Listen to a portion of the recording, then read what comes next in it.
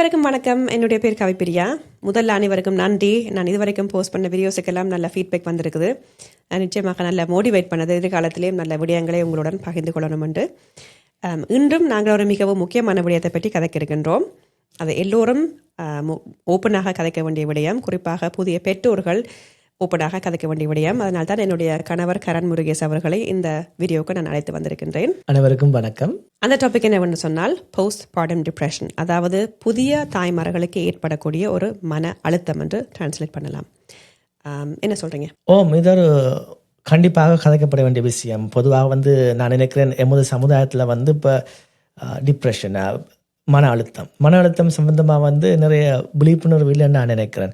இப்போ இந்த மாதிரி நாங்கள் விஷயங்களை ஓப்பனாக ஒரு குடும்பத்தில் கதைச்சா நிறைய பேருக்கு அது இது கண்டிப்பாக எங்களுக்கு தெரிஞ்சுக்க வேண்டிய விஷயம் வந்து புரிஞ்சு கொள்வாங்க. அப்போ நிறைய பேருக்கு இந்த தகவல் ஒரு பலனுள்ள தகவலாக இருக்கும்னு நான் நினைக்கிறேன். இப்போ உதாரணத்துக்கு நீங்கள் இப்போ தொடங்கின போஸ்ட் பார்டம் டிப்ரெஷன் விஷயம் இல்லையா? நான் இலங்கையில் பிறந்து வளர்ந்த நான். அப்போ இலங்கையில் பிறந்து வளரும்போது அந்த போஸ்ட் பார்டம் டிப்ரெஷன், ஒரு மன அழுத்தம் என்ற விஷயத்தை நாங்கள் அறிந்து கொள்றதுக்கு, உதாரணத்துக்கு நாங்கள் ஒருத்தர்கிட்ட நாங்கள் சொன்னால் என்ன சொல்லுவாங்க, உனக்கு தலைவலி இருக்குது, ஒரு குளிச்சை போடுத்து போய்ப்பாடு, இல்லாட்டி ஒரு நித்திரை கொண்டு எலும்பு சரியா, ஒரு நேர்த்திக்கிழமை வச்சுட்டு வா.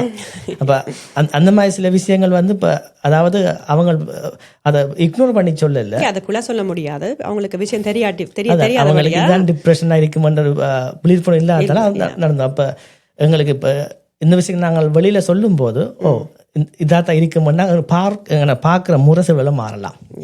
அண்ட் அது அந்த என்னென்னு சொல்கிறது, அந்த ஒரு டபு டாபிக்னு சொல்லுவாங்க இல்லையா, அது டிப்ரெஷன்டாலே ஒரு வெக்கப்பட வேண்டிய விடயம், ஓப்பனாக கதைக்கக்கூடாத ஒரு விடயம். அந்த அந்த அந்த ஒரு விடயம் அதை பற்றி ஓப்பனாக நாங்கள் எவ்வளோத்துக்கு தூரம் அதை பற்றி கதைக்கிறோமோ அது கொஞ்சம் கொஞ்சமாக அதுவும் குறைஞ்சி. கண்டிப்பாக அதாவது இப்போ எவ்வளோக்கு நாங்கள் விஷயம் தெரிஞ்சு கொள்கிறோமோ அதை வச்சு நாங்கள் முதல் அடையாளப்படுத்திக் கொள்ளலாம். அதுபோல நாங்கள் உதவி செய்யறதுக்கு நாடலாம் இல்லையா? we can reach out to people to help. So postpartum depression என்ற ஒரு விடயத்தை பற்றி உங்களுக்கு எப்போ அதோட ஒரு விழிப்புணர்வு வந்தது? எப்போ உங்களுக்கு அது ஒரு என்னென்னா ஒரு அண்டர்ஸ்டாண்டிங் வந்தது? உண்மையில் சொல்ல போனால் அந்த போஸ்ட்மார்டம் டிப்ரெஷன் டெர்மினாலஜி எனக்கு தெரிஞ்சிருக்கே இல்லை அன்டில் எங்களை முதலாவது குழந்தை பிறக்கும் வரைக்கும். அந்த முதலாவது குழந்தை பிறந்தா பிறகு நாங்கள் வீட்டை வரத்துக்கு முதல் இந்த ஹாஸ்பிட்டலில் சொன்னவங்க இப்படி ஒரு விஷயம் இருக்குது, இப்படி வந்தால் நீங்கள் இவங்களை கான்டாக்ட் பண்ணலாம், இதுக்கு அந்த மாதிரி சிம்டம்ஸ் இருக்குன்னு கொஞ்சம் விளங்கப்படுத்துவாங்க. அதுதான் கொஸ்டின் தந்தவங்க, ரைட்? அதை கம்ப்ளீட் பண்ணி சொல்லி அதுதான் முதலாக அதை கேள்விப்படுறேன். ஆனால் நாங்கள் அந்த பிள்ளை பிறந்த அப்புறம் இருந்த மனநிலைக்கும் அவங்க என்ன சொன்னாங்கன்னு கூட முழுசாக புரிஞ்சு கொள்ளலை. ஆனால் எப்போ நான் அதை கிட்டத்தட்ட என்கவுண்டர் பண்ணேன்னு சொன்னால், கிட்டத்தட்ட இப்போ உங்களுக்கு கவியை எனக்கு கல்யாணத்துக்கு முதலும் தெரியும், கல்யாணத்துக்கு பிறகும் தெரியும், ரைட்? அதே நேரம் பிள்ளை பிறக்க முதலும் தெரியும், பிள்ளை பிறந்த பிறகும் தெரியும், ரைட்? அப்போ சில மாற்றங்கள், சில விஷயங்கள் எப்படி கையாள, அதே மாதிரி ஹஸ்பண்ட் தானா பிள்ளை பிறந்த அதான். அப்போ சில விஷயங்கள் எப்படி கையாளுவீங்க, அந்த மாதிரி விஷயங்கள் நோட்டீஸ் பண்ணக்கூடிய அந்த ஒரு திடீரென்ற ஒரு விஷயத்த நீங்கள் சில என்ன சொல்றது, கோவப்பட்டு அணுகிறது, இல்லாட்டி ஒரு இமோஷனலா அணுகிறது. அப்ப அதெல்லாம் புது விஷயமா இருந்தா யோசிச்சு பாத்தீங்க அந்த கொஸ்டினர்ல கேட்டாங்களே அது இதா இருக்குமோ அந்த மாதிரி தான். அதுக்கு பிறகு நாங்க பேசினாங்க இதை பத்தி, கழிச்சுனாங்க. அதுக்கு பிறகு இப்ப I felt like I'm so behind இந்த மாதிரி நாலேஜ் அது கொஞ்சம் நாள் எடுத்து, being honest to you, even அதுக்குள்ள ஃபர்ஸ்ட் குழந்தைய விட செகண்ட் குழந்தைக்கு நாங்கள் கொஞ்சம் அதை கூட இம்ப்ளிமெண்ட் பண்ணக்கூடிய மாதிரி தெரிஞ்ச விஷயங்களை அது வராமல் இருக்கிறதுக்கு நாங்கள் வருமோன்னு காக்கிறதுக்கூடிய நிறைய விடங்களை கிடையாது செய்து கொண்டு வந்தாங்க. ஒனஸ்டாக சொல்ல போனால் எனக்கும் போஸ்ட் பார்டம் டிப்ரெஷனை பற்றி முதலாவது மகள் பிறக்க முதல் எனக்கு உண்மையிலேயே நிறைய விடயங்கள் தெரியாது, கேள்விப்பட்டிருப்பேன். பட் அதை பற்றி நான் பெருசாக கணக்கெடுக்கலை. And same as you. So hospital அந்த கொஸ்டின் தரும்போது தான் நான் ஓகே இப்படி சிம்டம்ஸ் எல்லாம் இருக்கலாம் அதை பற்றி அந்த முதல்ல என்கவுண்டர் பண்ணான். ஆனால் அப்போ கூட நீங்கள் சொன்ன மாதிரி அது பெருசாக ரியலைஸ் பண்ணலை. பிகாஸ் அந்த நேரத்தில் எப்படா வீட்டை போவோம், எப்படா பிள்ளையை கூட்டிக் கொண்டு போவோம் என்ற அந்த ஒரு இதெல்லாம் இருக்கிறோம், ரைட்? இப்போ அந்த நேரத்தில் எவ்வளோ சேஞ்சஸ் ஏற்படுது. மேபி அந்த விடயம் it's not on top of your mind. ஆனால் இப்போ சில விஷயங்களை கேள்விப்படும் போது இன்னும் அதே மாதிரி தான் நிறைய பேருக்கு நான் ஃபீல் பண்ணுறேன். நிறைய பேர் நான் அதுக்கு பிறகு கூட ஓப்பனாக காய்ச்ச போகிறோம், நிறைய ஃப்ரெண்ட்ஸில் இருந்து அறிஞ்சினாங்க அவங்களுக்கும் அது இருந்திருக்கலாம், அப்படி சிம்டம்ஸ் இருந்திருக்கலாம்ட்டு. So speaking of symptoms, let's talk about அந்த சிம்டம்ஸை பற்றி கதைப்போம். அதாவது அந்த சிம்டம்ஸ் நீங்கள் சொல்கிற இப்போ ஒரு ஆளுக்கு இந்த விஷயம் இருக்குன்னு எப்படி ஐடென்டிஃபை பண்ணாம விஷயம் தானே இல்லையா? இப்போ ஒரு போஸ்ட் பார்டம் டிப்ரெஷன் என்றால் என்னென்ன சயின்ஸ் அதாவது என்னென்ன அறிகுறிகள் இருக்கின்றன, நீங்க என்னென்ன விடயங்களை கவனிக்க வேண்டும், அந்த விடயங்களை பற்றி கதைக்க போறோம். அதுக்கு நான் ஒரு as usual ஒரு ஆய்வறிக்கையோட கொண்டிருக்கிறேன். ஸோ போஸ்ட்மார்ட்டம் டிப்ரெஷனை பற்றி கதைக்க முதல்ல நாங்கள் போஸ்ட்மார்ட்டம் ப்ளூஸ் ஒரு கேட்டகரி இருக்குது, அதை பற்றி முதல்ல கதைப்போம். ஸோ இந்த ஆய்வறிக்கையில் என்ன சொல்றாங்கன்னா, போஸ்ட்மார்ட்டம் ப்ளூஸ் என்பது 80 விதமான புதிய தாய்மார்களாக இருக்கலாம். இப்போ யோசிச்சு பாருங்க, ஒரு புதிய தாய், அதாவது தாய் வந்து ப்ரெக்னெண்டாக இருக்கும்போது அந்த ஹோர்மோன்ஸ், அதாவது ப்ரொஜெஸ்டரோன், எஸ்ட்ரோஜன் என்ற ஹோர்மோன்ஸ் வந்து மிகவும் ஹையாக இருக்கும், எக்ஸ்ட்ரீம்லி ஹை. அண்ட் பிள்ளை பிறந்த பிறகு அது சடனாக குறைந்து சடன்லி. ஸோ அது வந்து ஒரு ஷாக்குன்னு சொல்லணும் உடம்புக்கு, ரைட்? நிறைய தாக்கம் உடம்பு, அதை உடம்பு கையாளுறது வந்து சிலருக்கு வந்து இந்த மாதிரி தாக்கங்களை ஏற்படுத்துறது தான் இந்த ப்ளூஸ்ன்னு சொல்றாங்க. எஸ். ஸோ அந்த ப்ளூஸ் வந்து ஒரு மிகவும் காமனான விஷயம்னு சொல்லலாம், ரைட்? Understandably so, right? அதோட சிம்டம்ஸ் வந்து க்ரையிங். ஸோ ஒரு காரணம் இல்லாமல் அழுவாங்க. அது உங்களுக்கு நீங்கள் எக்ஸ்பீரியன்ஸ் பண்ணியிருப்பீங்க. நான் நிறைய புள்ள பிறந்த சும்மா காரணம் இல்லாமல் அழுவேன், நீங்களே கேட்பீங்க என்ன இப்படி அழுறீங்கன்னு. சேட்னஸ், நிறைய கவலையாக இருக்கும். ஆங்ஸைட்டி, அதாவது பயம், பதட்டம். இரிட்டபிலிட்டி, மிகவும் கதியாக கோபம் வரும். அண்ட் இன்சாம்னியா, நித்ரை வராமல் இருக்கிறது. இந்த சிம்டம்ஸ் வந்து 2 to 4 வீக்ஸ் வரைக்கும் லாஸ்ட் பண்ணலாம். அந்த அப்படின்னா தான் போஸ்ட்மார்ட்டம் ப்ளூஸ் சொல்லுவாங்க. பிள்ளை பிறந்து 2 தொடக்கம் 4 வாரங்களுக்குள்ள இந்த மாதிரி சிம்டம்ஸ் நார்மல்னு சொல்லலாம். ஓகே, அந்த கட்டத்தை தாண்டினா, அதாவது 2 to 4 வீக்ஸை தாண்டினா அந்த சிம்டம்ஸ் வந்து 2-4 வீக்ஸுக்கு அப்பால் வந்து நிலைச்சால் அந்த நேரத்தில் நாங்கள் போஸ்ட்மார்ட்டம் டிப்ரெஷனை பற்றி we have to consider that. Okay, so அதாவது போஸ்ட்மார்ட்டம் டிப்ரெஷன் வந்து 10 to 15% புதிய தாய்மார்களுக்கு இருக்கலாம். ஸோ அது வந்து வெய்லெஸ், ரைட்? 10 தொடக்கம் 15 விதமான புது தாய்மார்களுக்கு இருக்கலாம். Yeah. So persistent sadness. So அந்த sadness வந்து 2 to 4 வீக்ஸையும் விட அந்த சோகமாக இருக்கிறது வந்து தொடர்ந்து நிலைக்கிறது. poor concentration, அதாவது ஒரு விஷயத்தில் கவனம் செலுத்துறது வந்து கஷ்டமாக இருக்கும். feelings of worthlessness. ஸோ அதாவது நான் ஒரு எதுக்கும் உதவாதவன் என்ற ஒரு ஃபீலிங் வர மாதிரி, ஃபீலிங் ஒரு யூஸ்லெஸ்ஸாக ஃபீல் பண்ணுறது. அண்ட் கில்ட், அதாவது குற்ற உணர்ச்சி. இரிட்டபிலிட்டி, ஸோ மிகவும் வேகமாக கோவப்படுற தன்மை.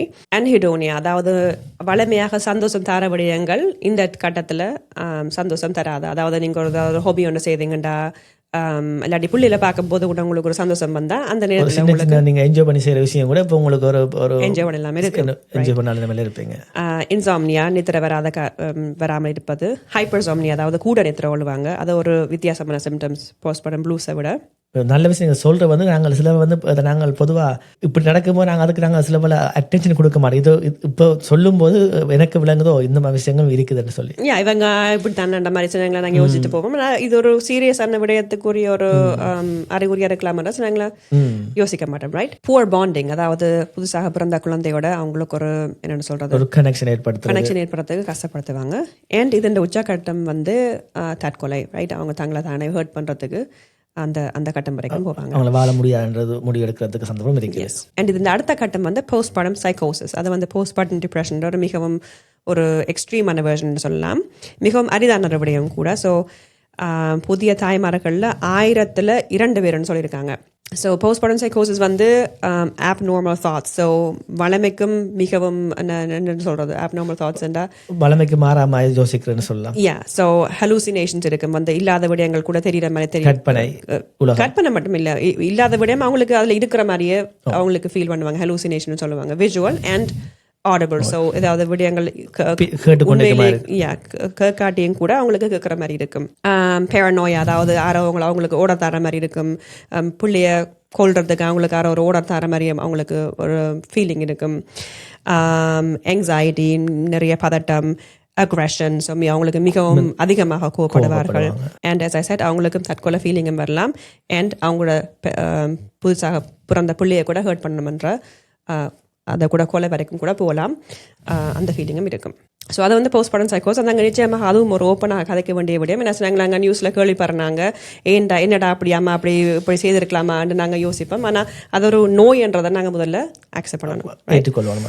எஸ். அந்த சிம்டம்ஸ், இந்த அறிகுறிகள் எல்லாம் பார்க்கும்போது உண்மையிலே நாங்கள் இதை மற்றவர்கள் நாங்கள் அவதானிக்கும் போது நாங்கள் அதை இக்னோர் பண்ணாமல் அவங்களுக்கு எவ்வாறு நாங்கள் உதவலாம்னு பார்க்கறது உண்மையில ஒரு புத்திசாலித்தனமான விஷயம். இக்னோர் பண்ணுறத விட ஜட்ஜ் பண்ணாமல், ரைட்? இப்போ எங்களை இப்போ நான் சொன்ன மாதிரி இப்போ நியூஸில் நாங்கள் கேள்விப்படுறோம், அந்த நேரத்தில் நாங்கள் உடனே how could they do this-ன்றதை விட we can also come from என்ன சொல்றது, நாங்களா ஒரு முடிவெடுக்காம understanding and empathy, right? நல்ல ஒரு விழிப்புணர்வு அது.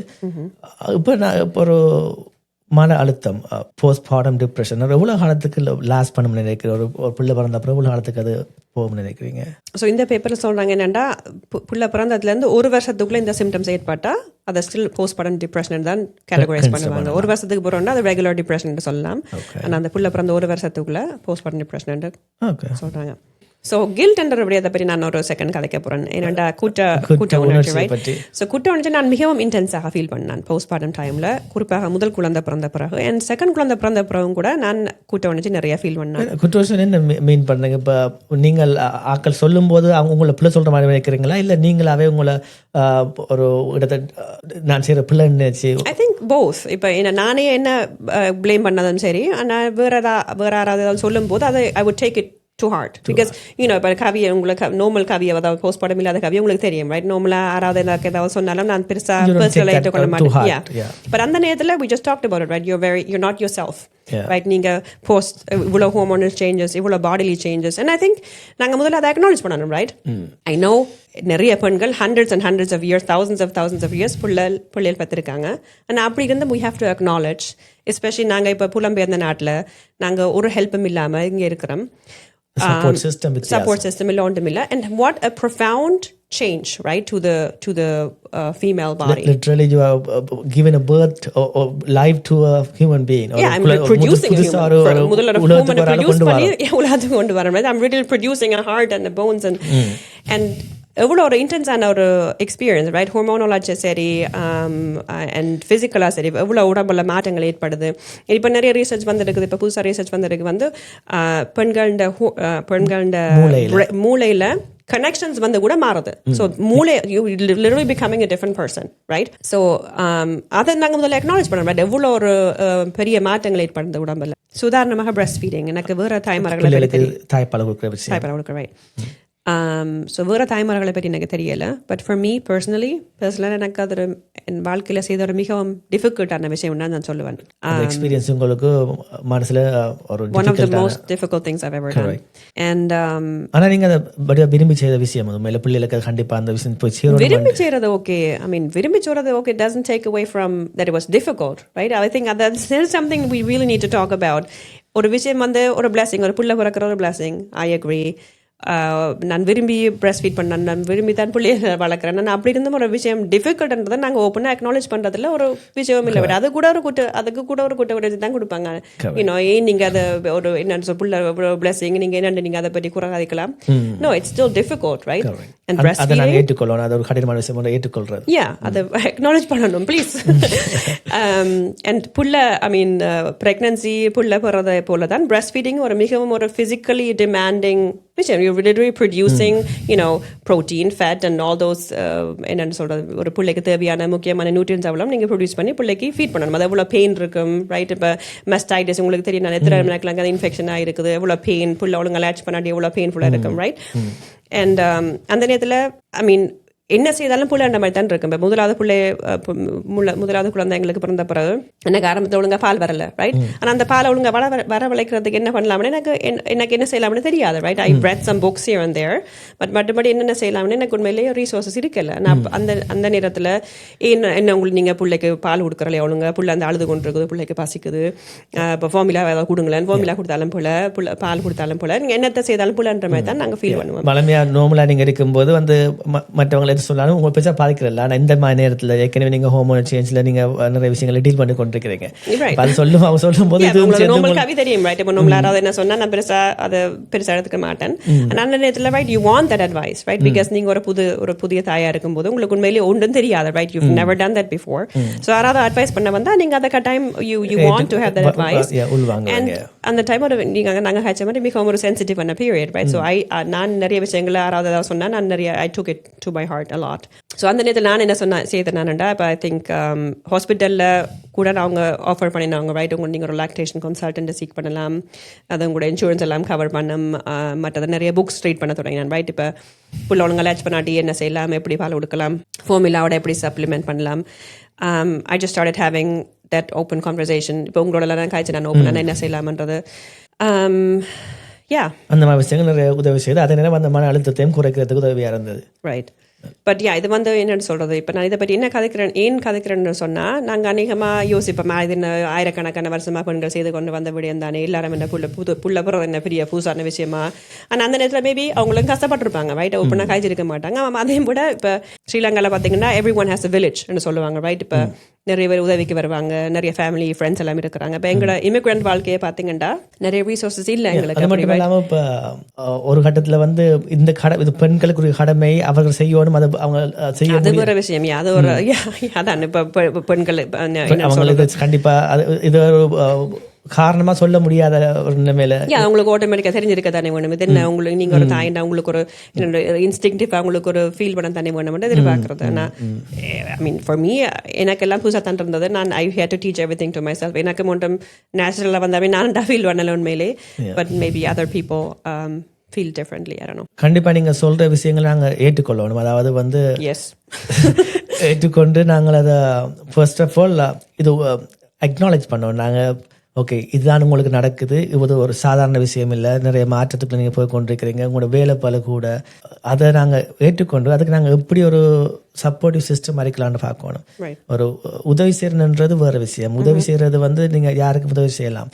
நீங்கள் உதவியை செய்கிறேன்னு பார்க்காம நீங்களும் அந்த ப்ராசஸில் நீங்களும் இன்வால்வ் பண்ணி அது உங்களோட கடமையாக பாருங்க, டியூட்டி.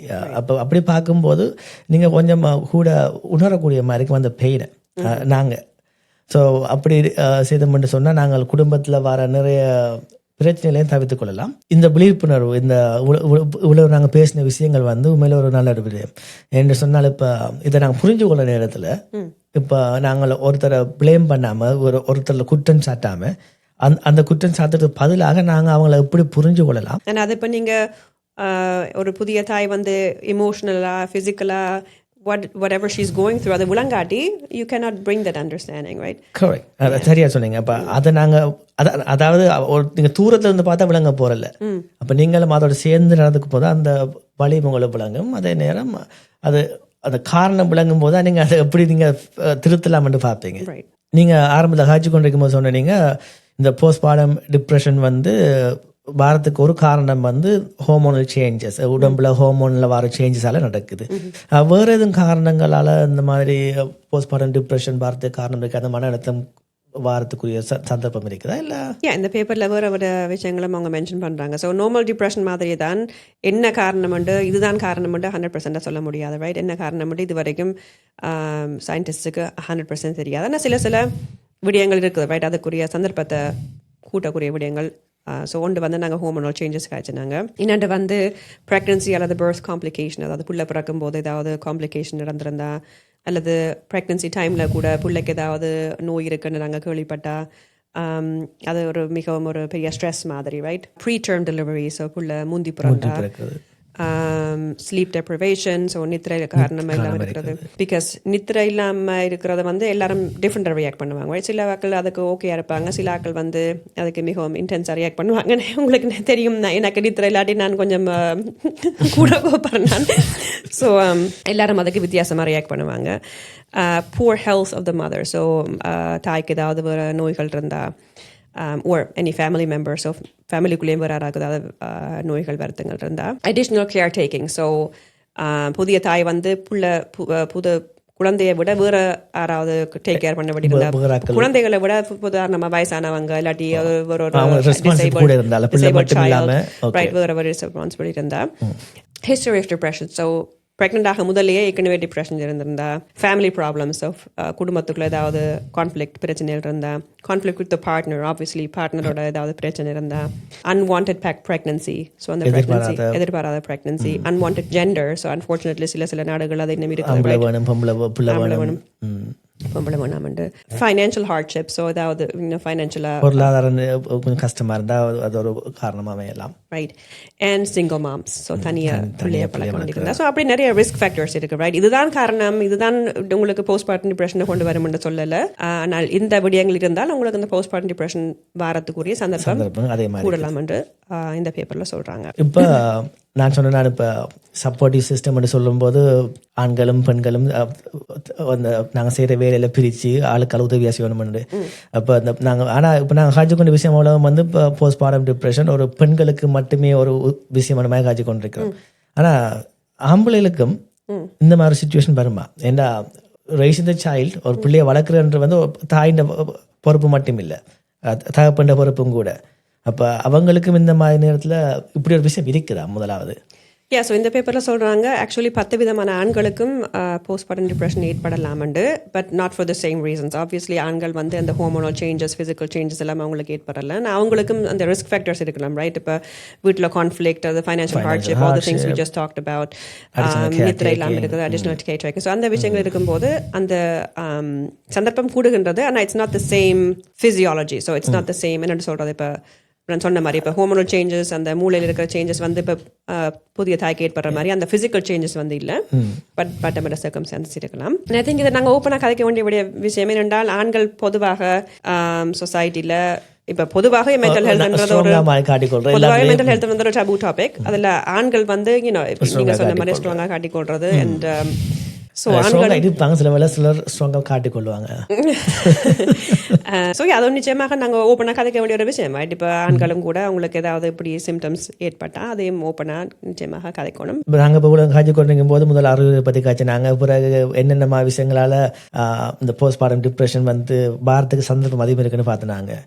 இப்போ வந்து நாங்கள் இதை ஒருத்தர் நாங்கள் இதுதான் அவருக்கு இருக்குன்னு சொல்லி முத்திரை குத்தாம என்னென்ன விஷயங்களை வச்சு நான் உண்மையிலே அடையாளப்படுத்திக் கொள்ளாமல் இவருக்கு போஸ்ட்மார்ட்டம் டிப்ரெஷன் இருக்குன்னு சொல்லி, ஸோ தட் நாங்கள் ஓரளவுக்கு ஒரு உதவி செய்யறதுக்கு முற்படலாம் இல்லையா? அப்போ நாங்கள் ஒருத்தர் பிள்ளையா போய் உங்களுக்கு போஸ்ட்மார்ட்டம் டிப்ரெஷன் இருக்குன்னு சொல்லி நாங்கள் முத்திரை ஊற்ற முடியாது. ஸோ போஸ்ட்மார்ட்டம் டிப்ரெஷன் வந்து அமெரிக்காவை பொறுத்த வகையில் ஒரு அஃபிஷியல் டயக்னோசிஸ், ரைட்? இப்போ நார்மல் டிப்ரெஷன் மாதிரி தான், இல்லாட்டி வேறு எந்தாவது ஒரு ஹார்ட் டிசீஸ் எந்த நோயாக இருந்தாலும் சரி, போஸ்ட்மார்ட்டம் டிப்ரெஷன் வந்து ஒரு டயக்னோசிஸ். அதுக்கு டயக்னோஸ்டிக் க்ரைட்டீரியா, அதாவது இந்த விஷயங்கள் இருந்தால் இந்த டிசீஸ் இருக்குன்ற ஒரு க்ரைட்டீரியா இருக்குது. ஸோ உங்களுக்கு ஞாபகம் இருக்கும், நாங்கள் ஹாஸ்பிட்டலில் அந்த டிஸ்சார்ஜ் பண்ண முதல்ல ஒரு கொஸ்டினேர் வந்தாங்க, ரைட்? அண்ட் அந்த கொஸ்டினேரில் அவங்க கேள்விகள் கேட்பாங்க, ரைட்? இப்போ நாங்கள் சிம்டம்ஸை பற்றி காய்ச்சாங்களே, நீங்கள் சேடாக ஃபீல் பண்ணுறீங்களா, கூட்ட உணர்ச்சி இருக்குதா, உங்களுக்கு ஹார்ம் பண்ணணும்னு ஃபீல் பண்ணுறீங்களா? ஸோ அந்த நேரத்தில் நாங்கள் அந்த கேள்விகளுக்கு பதில் சொல்லி அதை வச்சு அவங்க ஒரு ஸ்கோர் ஒன்று கணிப்பாங்க. அந்த ஸ்கோரை வச்சு அவங்க டிட்டர்மின் பண்ணுவாங்க உங்களுக்கு போஸ்ட்மார்ட்டம் டிப்ரெஷன் ஏற்படுறதுக்கு உங்களுக்கு சான்ஸ் இருக்குதா, இல்லாட்டி உங்களுக்கு போஸ்ட்மார்ட்டம் டிப்ரெஷன் இருக்குதா, and then they will take it from there. So அதை வச்சு உங்களுக்கு ஏதாவது ரிசோர்ஸஸ் அவங்க ஆஃபர் பண்ணுவாங்க. பட் லெட்ஸ் பி ஆனஸ்ட், இப்போ அந்த கொஸ்டினேர்ல நாங்கள் எத்தனை பிள்ளை அந்த கடமையில இருந்தாங்க வீட்டை வரணும், அது ஆனஸ்டா எத்தனை பேர் ஆன்சர் பண்ணுவாங்கன்னு தெரியல. அதுக்கு பிறகு அதோட கான்சிக்வன்ஸை பயந்து, பிகாஸ் ஓகே அதுக்கு பிறகு என்ன செய்யறோம், அதுக்கு பிறகு ஹாஸ்பிட்டல் இருக்கணுமா, பிள்ளைய வீட்டை கொண்டு போய் விடுவாங்களா, அந்த பயத்திலேயே நாங்கள் சில பேர் ஆனஸ்டா ஆன்சர் பண்ண மாட்டாங்க. ஐ நோ இப்போ முதலாவது பிள்ளை இருக்கும்போது I didn't answer honestly because I just wanted to go home, right? ஆனால் அப்படி இருந்தும் இப்போ நீங்கள் வீட்டை வந்த பிறகு கூட இப்போ அந்த நேரத்தில் உங்களுக்கு ஆனஸ்ட் ஆன்சர் இல்லை, அந்த நேரத்தில் உங்களுக்கு maybe you didn't feel the symptoms, அந்த சிம்டம்ஸ் இல்லாமல் இருந்திருக்கலாம், ரைட்? ஆனால் அப்படி இருந்து வீட்டை வந்த பிறகும் கூட அந்த போஸ்ட்மார்ட்டம் டிப்ரெஷன் ஓகே எங்களுக்கு நீ அதை பற்றி கதைக்க தேவையில்லை, அதை நீ முடிஞ்ச அப்படி விடாமல் வீட்டில் கூட நீங்கள் you can look out for each other, right? இப்போ நாங்கள் கதைச்சினாங்க என்னென்ன சிம்டம்ஸ் நீங்க பார்க்க வேண்டி இருக்குது, என்னென்ன ரிஸ்க் ஃபேக்டர்ஸ் இருக்குது. கவி வந்து உங்களுக்கு உங்களோட மனைவியோ உங்க ஹஸ்பண்ட் உங்களுக்கு தான் தெரியும். அப்போ பிஹேவியர்ல மாற்றம் வரும்போது அதை நீங்க ஒரு அன்னோயிங்கா பார்க்காம அதுக்கான எல்லாம் போஸ்ட்மார்ட்டம் டிப்ரெஷன் மாதிரி இருக்கணும் இல்லை, பட் உங்களுக்கு எக்ஸ்ட்ரீமா இப்போ நீ நிறைய கவலையா இருக்காங்க, நிறைய அழுறாங்க அப்படின்னு நேரத்தில் you should check in with your partner, check in பண்ணி அதுக்கப்புறம் you can take it from there, right? help தேவைண்டா, there's nothing wrong, no shame. அதில் எந்த வித வெக்கப்பட வேண்டிய ஒரு விஷயம் இல்லை. அதை பற்றி ஓப்பனாக கதைக்கிறது முக்கியம், ரைட்? நாங்கள் இப்போ இந்த போஸ்ட்மார்ட்டம் டிப்ரெஷனை பற்றி நாங்கள் காய்ச்சி கொண்டிருக்கிற மன அழுத்தம், மேபி இட் சவுண்ட்ஸ் லைக் ஒரு நெகட்டிவ் விஷயமாக, ஒரு மனசுக்கு சந்தோஷம் இல்லாத விஷயமாக இருக்கலாம். ஆனால் இதுக்கு நாங்கள் ஏன் இப்படி ஏன் இந்த கட்டத்துக்கு வாரம்னு சொன்னால் ஒரு சந்தோஷமான விஷயத்துக்காக, ஒரு குழந்தையை பெற்றெடுத்து அவங்கள உலகத்துக்கு கொண்டு வந்து அவங்க வளர்த்தெடுக்கிற அந்த ஒரு ப்ராசஸ்ல, அந்த ஒரு இடத்துல இந்த கட்டம் நாங்கள் தாண்டி வாரோம். அப்போ இந்த கட்டம் நாங்கள் தாண்டி வாரத்தை நாங்கள் எப்படி பார்க்குறோம்னு சொன்னால், இப்போ தமிழில் சொல்லுவாங்க இல்லையா, வெள்ளம் வர முன் அணை கட்டுறது. அப்போ இந்த மாதிரி விஷயங்களை தெரிஞ்சு கொண்டேன்னு சொன்னால் அதுக்கேற்ற மாதிரி நாங்கள் அந்த படிமுறையில மாற்றிக்கொள்ளலாம். ஐ மீன் again டிப்ரெஷன் வந்து ஒரு டிசீஸ், நீங்கள் அதை ஃபுல்லாக தவிக்க முடியாது, அது வரதுண்டா வரும். ஆனால் இப்போ நாங்கள் ரிஸ்க் ஃபேக்டர்ஸை பற்றி காய்ச்சிருந்தாங்க, ஸோ அந்த ரிஸ்க் ஃபேக்டர்ஸை ரெடியூஸ் பண்ணலாம், ரைட்? அண்ட் இன்னொன்று வந்து நாங்கள் என்னென்னு சொல்கிறோம், அதை பற்றி ஓப்பனாக கதைக்கிறதுக்கு முதல்ல ஒரு ஸ்பேஸ் ஒன்று கொடுக்கணும், ரைட்? இப்போ நான் என்னோட ஃப்ரெண்ட்ஸோட கதைக்கும் போது நாங்கள் sometimes they didn't even feel like, அதாவது அவங்க அதை ஓப்பனாக அதை பார்ட்னருடன் ஷேர் பண்ணலாம்ன்ற அந்த comfortable அந்த இருக்கல. கம்ஃபர்ட் கூட இருக்கல, ரைட்? பிகாஸ் இப்போ யோசிச்சு பாருங்க, அது ஒரு கான்ஃப்ளிக்டிங் ஃபீலிங், ரைட்? இப்போ அந்த நேரத்தில் நீங்க சொன்ன மாதிரி சந்தோஷமான விஷயம், இட்ஸ் a blessing, right? அதை have a baby, but at the same time என்னால சந்தோஷப்பட முடியல. எனக்கு ஒரு புள்ள இருக்கா, எல்லாரும் சொல்றாங்க what a blessing, கம்ப்ளைண்ட் பண்ணக்கூடாது, நீங்க என்ன அப்படி சொல்றீங்கன்னா அந்த நேரத்தில் you don't feel that happiness, so it's very conflicting, right? So அந்த நேரத்தில் உங்களுக்கு அதை எப்படி வெளிப்படுத்தலாம்? How can I even talk about this, right? ஆனா நீங்க அதை ஆரம்பத்திலேயே what a blessing, you cannot even ஒரு கம்ப்ளைண்ட் பண்ணவே கூடாதுன்னு சொன்னா you don't even feel comfortable to talk about it, right? அது மட்டும் இல்லாமல் இப்போ நிறைய இந்த இதுக்கு பார்த்தீங்கன்னா இது வாரத்துக்கு இந்த சப்போர்ட்டிங் சிஸ்டம் கொஞ்சம் லேக் ஆகிக்கிற மாதிரி தான் ஃபீல் பண்ணணும். அதாவது அந்த புரிஞ்சு கொள்றது, அந்த அண்டர்ஸ்டாண்ட் பண்ணுறதுல இருந்து அது அந்த உதவியாக நாங்கள் இருக்கிற உதவின்றது வந்து கடமையை நம்மளோட கடமையை கொஞ்சம் சரியாக செய்கிறது. இப்போ நீங்கள் உங்களோட டிரான்ஸ்ஃபர்மேஷனை கூட நீங்கள் கொஞ்சம் பகிர்ந்து கொள்ளலாம், ரைட்? இப்போ முதல் குழந்தை பிறந்த பிறகு நீங்கள் சொன்னீங்க உங்களுக்கு நிறைய அவேர்னஸ் இருக்குல்ல, ரைட்? உங்களுக்கு நிறைய நான் என்னென்ன மாற்றங்களை தாண்டி வரேன், நான் எப்படி ரியாக்ட் பண்ணுறேன், சில இப்போ எனக்கு சொன்னீங்களா போஸ்ட்மார்ட்டம் டிப்ரெஷனுக்குரிய சில சிம்டம்ஸும் இருந்திருக்கலாம். இப்போ எனக்கு டயக்னோசிஸ் இருக்குல்ல, பட் இப்போ நான் யோசிச்சு பார்க்கும்போது சில விஷயங்கள் வந்து definitely was not normal, right? So அதை நாங்கள் தாண்டி வந்த பிறகு இப்போ 2வது குழந்தை பிறந்த பிறகு நாங்கள் நிறைய என்னென்னு சொல்கிறது, நிறைய விஷயங்களை ப்ரிப்பேர் பண்ணி வச்சிருந்தாங்க. கிட்டத்தட்ட நாங்கள் பார்க்கும்போது இப்போ உதாரணத்துக்கு இந்த இதில் வந்து இந்த குழந்தை பிறந்த பிறகு நித்திரன்றது ஒரு முக்கியமான ஒரு விஷயம். அதாவது நித்திரை கொள்றதுக்கு டைம் கிடைக்கிற ஒரு வரப்பிரசாதம். அப்போ நாங்கள் என்ன செய்தாங்க, கிட்டத்தட்ட 2 பேர் வந்து டைமை சில நேரத்தில் பிரித்து நாங்கள் நித்திரை கொண்டாங்க. அப்போ அந்த மாதிரி விஷயங்கள். அதே நேரம் இப்போ நான் ஏற்கனவே பாலை பம்படி தந்தேன். ஸோ நான் என்ன கொஞ்சம் பழக விடுத்து நீங்கள் இல்லாட்டி sometimes what I really appreciate பண்ண விஷயம் வந்து நான் பம்ப் பண்ண டைமில் நீங்களும் முழிச்சிருந்து நீங்களும் என்னோட சேர்ந்து காய்ச்சி கொண்டு வந்தீங்க. ஸோ எனக்கு அந்த தனிமையான ஃபீலிங் இருக்கல. லைக் நீங்கள் என்னோட ஓப்பனாக கேட்டீங்க, this time around we've learned, இப்போ எங்களோட மிஸ்டேக்லேருந்து நாங்கள் பழகி கொண்டு வரோம், how can I change? நாங்கள் ஓப்பனாக காய்ச்சினாங்க, ரைட்? ஸோ நாங்கள் ஏற்கனவே சொன்னாங்க உங்கள்கிட்ட, okay it would be helpful, இப்போ நீங்கள் இப்படியான விஷயங்கள் நீங்கள் ஏற்கனவே செய்தீங்கண்டா, பம்ப் பார்ட்ஸ் ஏற்கனவே கலை தந்தீங்கண்டா, அப்படியான விஷயங்களை நான் ஏற்கனவே உங்களுக்கு ஓப்பனாக காய்ச்சபடியா we were prepared, right? அந்த நேரத்தில் எங்களுக்கு கான்ஃப்ளிக்ட் ஏற்படாமல் இருக்கிறதுக்கு நாங்கள் ஏற்கனவே அதுக்கு என்னென்னு சொல்கிறது நாங்கள் தயாராக இருந்தாங்க. இப்போ அநேகமாக பார்த்தீங்கன்னா ஸ்டாட்டிஸ்டிக்கில் பார்த்தீங்கன்னா புள்ள பிறந்த பிறகு அநேகமாக தாய் தான் வீட்டை அனுப்பார் பிள்ளையரோட, அண்ட் மெட்டர்னிட்டி லீவ் எடுத்து அண்ட் தென் ஹஸ்பண்ட் வந்து வேலைக்கு போத்துறாங்க, திரும்ப maybe a couple of days off எடுத்து போட்டு வேலைக்கு போத்துட்டாங்க. ஸோ மேபி ஒரு ஆர்குமெண்ட் வரலாம், என்னென்னு சொன்னால் ஆம்பளை வேலைக்கு போகிறாங்க அந்த நாள் முழுக்க, அதுக்கப்புறம் நான் வீட்டை வந்து கோப்பை கழுவணுமா, வீட்டை வேலை செய்யணுமா, பம்ப் அடிச்சா கழுவி கொடுக்கணுமாண்டு, ரைட்? பட் ஒரு ஸ்டாட்டிஸ்டிக் வந்து நான் உங்களுக்கு ரீசர்ச் பண்ணி எடுத்தேன். என்னென்னு சொன்னால் இப்போ 2022 29% 2022 29% ஆஃப் மேரேஜஸில் ஈக்குவலாக ஏர்ன் பண்ணியிருக்காங்க husband and wife. Okay, 29% of மேரேஜில் ஹஸ்பண்ட் அண்ட் ஒய்ஃப் அதே அமௌண்ட் ஏர்ன் பண்ணியிருக்காங்க, ஒரே சம்பளம், ரைட்?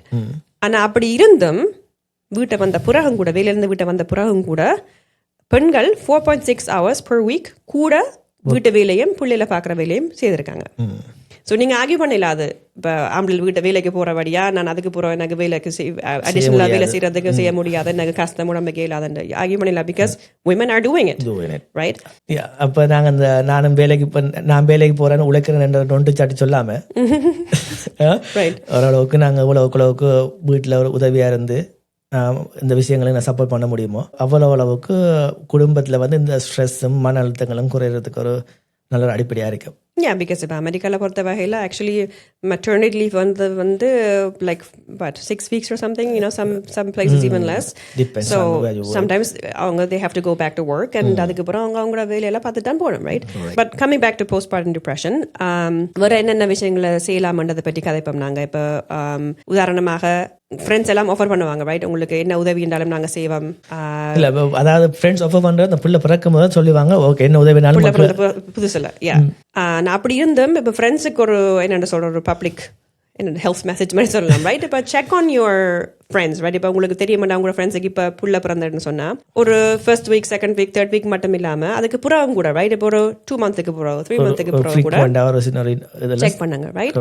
அண்ட் நீங்கள் புள்ள லைக் ஆல்சோ இப்போ நீங்கள் புள்ள பெத்தவங்களையும் சொல்கிறேன் நான், அதாவது நியூ மதரையும் சொல்கிறேன், ஓப்பனாக ஹெல்ப் கேளுங்க, ரைட்? உங்களுக்கு ஹெல்ப் தேவை வேண்டாம், உங்களுக்கு பக்கத்தில் ஒரு ஃபேமிலியோட ஹெல்ப் பண்ணுறதுக்கு இல்லாட்டி உங்களுக்கு ஃப்ரெண்ட்ஸ்கிட்ட கேளுங்க, ரைட்? இப்போ ப்ளீஸ் எனக்கு ஒரு நாளைக்கு ஒரு சமைச்சுட்டாங்க, right? I mean what would I have given யாரோ சமைச்சதானா நான் I was so happy when someone brought food யாராவது சமையல் ஃபுட் கொண்டு வந்தால் நான் எவ்வளோ சந்தோஷப்பட்டேன் ரைட் ரிமெம்பர் பிகாஸ் எவ்வளோ வேலை ரைட் இப்போ எங்களுக்கு மூத்த மகள் இருக்கா 2வது பிள்ளை பிறந்திருக்கா நாங்கள் எல்லாம் தனியாக தான் செய்து நாங்கள் ஸோ ஓப்பனாக ஹெல்ப் கேளுங்க ரைட் என்னென்ன ஹெல்ப் நீங்கள் சமைச்சு தருவீங்களா இருக்கா ப்ளீஸ் இருக்கா வந்து நீங்கள் பிள்ளைய வந்து இருக்கா அடுத்தது ஒரு அது மட்டும் இல்லை, சும்மா வந்து ஒரு பார்க்குறீங்களா 10 மினிட்ஸ் யாரும் காய்ச்சி கொண்டு வந்தாலும் ஒரு பெரிய ஒரு ரிலீஃப் மாதிரி. சும்மா ஆளுல வந்து கதைக்கலாம் right not only the first day but also like even 2 months அப்புறம் 3 months அப்புறம் செக் இன் பண்ணுங்க. நல்ல ஃப்ரெண்ட்ஸ் மேலே இருக்கிற இந்த மாதிரி நேரத்தில் மிகவும் ஒரு நல்ல ஒரு விஷயமா இருக்கும். ரைட் அடுத்ததாக செல்ஃப் கேர் ரைட் இப்போ மென்டல் வெல்பீயிங்க்கு எங்களுக்கு பொதுவாக தெரிஞ்ச விஷயம் நாங்கள் என்ன செய்ய வேண்டியது டேக் கேர் பண்ணணும் ஒரு ஸ்மால் வாக் எடுக்கலாம் ஒரு கொஞ்சம் ஒர்க் அவுட் பண்ணலாம் அல்லது ஹெல்த்தியாக ஈட் பண்ணலாம் ரைட் இந்த செல்ஃப் கேருக்கு சின்ன சப்போர்ட் ஒரு சின்ன பிரேக்கை கொடுத்து நீங்கள் எனக்கோ நான் உங்களுக்கு ஒரு சின்ன பிரேக்கை கொடுத்துட்டு அந்த பிரேக் டைமில் வந்து டிஸ்டர்ப் பண்ணாமல் ஒரு 2 easier set and done but உண்மையிலேயே அது நீங்கள் அதை என்னன்னு சொல்கிறது அதை கண்டிப்பாக கடைப்பிடிக்கணும் ரைட் இப்போ இந்த ஹவரில் நான் உங்களை டிஸ்டர்ப் பண்ண மாட்டேன் நான் குழந்தைய பார்ப்பேன் ஒரு வாக் எடுங்க whatever you do நான் அந்த நேரத்தில் கால் பண்ண மாட்டேன் இது எங்கே இருக்குது அங்கே இருக்குன்னு நான் கூட கேட்க மாட்டேன் really take that break ஒரு மென்டல் பிரேக் மாதிரி take a nap whatever you need to என்ன செய்யணும் அந்த ஹவரில் செய்துட்டு வாங்க and அது உண்மையிலேயே we have to allow each other to do this right I think அது ஒரு நல்ல ரிலீஃபாக இருக்கும் செய்கிறதால but obviously full on உங்களுக்கு postpartum depression இருக்குதுன்றது உங்களுக்கு ஒரு சந்தேகம் இருந்தால் நீங்கள் கட்டாயம் professional help medical help so அது தெரப்பியாக இருக்கலாம் மெடிக்கேஷனாக இருக்கலாம் அதை நீங்கள் உங்களுடைய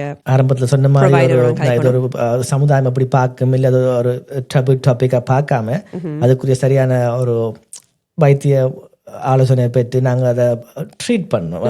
மற்ற வியாதிகளுக்கு எப்படி நான் மருந்து எடுக்கிறோமோ இதுக்கு என்ன அணுகுமுறைன்னு பார்த்து நாங்கள் ட்ரீட் பண்ணால் எங்களுக்கு கொஞ்சம் அந்த வாழ்க்கையில் சரியான முடிவு எடுத்த மாதிரி இருக்கும் நான் நினைக்கிறேன். ஏன்னா அது again அஃபெக்ட் ஆனவங்க அதை தாங்களாகவே ரெக்கக்னைஸ் பண்ணுறது கஷ்டமாக இருக்கும். அதன் வழியாக சுற்றி இருக்கிறவங்க friends and family and partner obviously அதுக்கு you have to look out for it. அந்த உங்களுக்கு நீங்கள் ஏதாவது மாற்றம் எக்ஸ்பீரியன்ஸ் பண்ணினா அதாவது வளமைக்கு மீறாக ஏதாவது உங்களுடைய பார்ட்னர் செய்தால் அது ஆப்வியஸ்லி நீங்கள் தான் ரெக்கக்னைஸ் பண்ணணும் ரைட். இப்போ இது கதைக்கும் போது தான் விளங்குது நாங்கள் எவ்வளோ விஷயத்தை தாண்டி வந்திருக்கோம்னு சொல்லி. உண்மைதான். அப்போ இதை எவ்வளோ விஷயங்கள் லேர்ன் பண்ணியிருக்கோம் எவ்வளோ விஷயங்கள் நாங்கள் ஃபர்ஸ்ட் சைல்ட்லேருந்து 2வது சைல்டுக்கு நாங்கள் எவ்வளோ விஷயங்கள் மாற்றக்கூடிய மாதிரி just because we had the conversation right. நாங்கள் அதை பற்றி ஓப்பனாக கதைச்சபடியா எந்தவித ஒரு சேமம் இல்லாமல் நாங்கள் அதை பகிர்ந்து கொண்டபடியா கண்டிப்பாக அதாவது வந்து இந்த விஷயங்களை நாங்கள் சாதாரணமாக வந்து நாங்கள் கதைச்சி மற்றவங்களை பகிர்ந்து கொண்டு மற்றவங்களுக்கு உதவியாக இருக்கும்போது நாங்கள் மட்டுமில்லை நம்ம சமுதாயமும் இந்த விஷயத்தில் ஒரு எதிர்காலத்தில் நல்ல முடிவு எடுக்கிறதுக்கு ஒரு தெளிவான ஒரு சமுதாயம் பாரத்துக்கு இந்த தகவலெல்லாம் கண்டிப்பாக முக்கியமான விஷயம். ஆனால் உண்மையில் இது நாங்கள் இதை நாங்கள் கழிச்சது வந்து எத்தனை பேருக்கு பலனாக இருக்கும் நான் தெரியலை. ஆனால் நான் நினைக்கிறேன் அட்லீஸ்ட் 1-2 பேராவது இந்த தகவலில் இருந்து ஒரு நல்ல விஷயங்கள் அறிஞ்சுள்ளான்னு நான் நினைக்கிறேன். எனக்கும் அது ஒரு நம்பிக்கையாக இருக்குது. க்ளோசிங்காக ஏதாவது சொல்ல விரும்புகிறீங்களா? ஸோ எந்த மெயின் டேக் அவே வந்து ஹெல்ப் அக்செப்ட் பண்ணுறதுல எந்த வித பிழையும் இல்லை ரைட். குறிப்பாக இந்த போஸ்ட்மார்டம் டைமில் உங்களுக்கு என்ன ரீசோர்ஸஸ் கிடைக்குதோ நீங்கள் அதை எடுத்துக்கொள்ளுங்க ரைட். இப்போ ஒரு லாக்டேஷன் கன்சல்டண்ட்டாக இருக்கட்டும், ஒரு தெரபிஸ்ட், ஒரு ப்ரொஃபஷனல் ஹெல்ப்பாக இருக்கட்டும், ஃப்ரெண்ட்ஸ் அண்ட் ஃபேமிலியாக இருக்கட்டும், உங்களுக்கு என்ன ரீசோர்ஸஸ் அவைலபிள் நிறைய புக்ஸ் இருக்குது, நிறைய யூடியூப்ல வீடியோஸ் பார்க்கலாம். ஆப்வியஸ்லி நீங்கள் அதில் ஃபில்டர் பண்ணணும், அதில் என்ன சரி போலன்றதை ஃபில்டர் பண்ணணும், அதுவும் கஷ்டமான விஷயம் தீஸ் டேஸ். பட் நிறைய ரீசோர்ஸஸ் இருக்குது. அது எல்லாத்துலேயும் நீங்கள் அந்த ரீசோர்ஸஸை நீங்கள் யூஸ் பண்ணுறதுல எந்த வித பிள்ளையும் இல்லை. ஸோ ஹோப்ஃபுல்லி இப்படி ஒரு வீடியோ மூலம் அதாவது நாங்கள் அது பெருசாக இதில் எக்ஸ்பர்ட்ஸ் ஒன்றும் இல்லை, நாங்கள் எங்களோட பர்சனல் எக்ஸ்பீரியன்ஸை ஷேர் பண்ணுறோம், நாங்கள் என்ன விஷயங்களை நாங்கள் கோ த்ரூ பண்ணாங்கன்றதை ஷேர் பண்ணுறோம், ஓப்பனாக நாங்கள் கதைக்கிறோம் அதை ரைட். ஸோ ஹோப்ஃபுல்லி அதனால ஒருத்தர் அதை பார்க்கும்போது இவங்களும் அதை எக்ஸ்பீரியன்ஸ் பண்ணியிருக்காங்களே, நாங்கள் எக்ஸ்பீரியன்ஸ் பண்ண முடியும், நாங்கள் மட்டும் எக்ஸ்பீரியன்ஸ் பண்ணல, நிறைய பேர் இப்படியான விஷயங்களை எக்ஸ்பீரியன்ஸ் பண்ணாங்க, தனிமையாக ஃபீல் பண்ணாமல் கான்வர்சேஷன் ஸ்டார்டர் ரைட். இப்போ இப்படியான விஷயங்களை பற்றி ஓப்பனாக கதைப்போம். ஐ திங்க் எவ்வளோத்துக்கு எவ்வளோ நாங்கள் இதை பற்றி ஓப்பனாக கதைக்கிறோமோ அவ்வளோத்துக்கு அக்செப்டன்ஸ் கூடும், அவ்வளோத்துக்கு அவேர்னஸ் கூடும், அண்ட் அவ்வளோத்துக்கு நாங்கள் ஈச் அதருக்கு உதவியாக இருக்கலாம். ஸோ அந்த வகையில் இவ்வளோ தூரம் எங்களுடைய கலந்துரையாடல் அலட்டலை லிசன் பண்ணதுக்கு நன்றி. மீண்டும் அடுத்த ஒரு வீடியோவில் சந்திக்கும் வரை நன்றி.